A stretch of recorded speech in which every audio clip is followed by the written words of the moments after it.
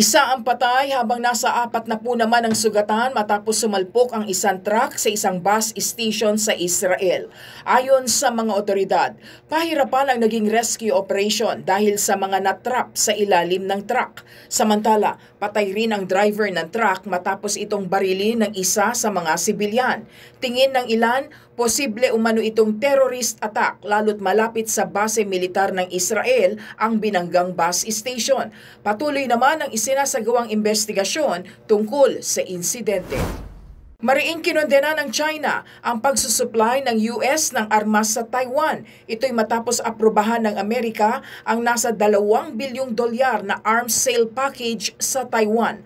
Ayon sa US, layo nilang suportahan ang interes ng Taiwan sa pag-modernize ng kanilang puwersa. Gayon din ang pagpapanatili ng political stability, military balance at economic progress ng rehiyon. Samantala, ayon sa China, paglabag ito sa kanilang soberenya, seguridad at integridad.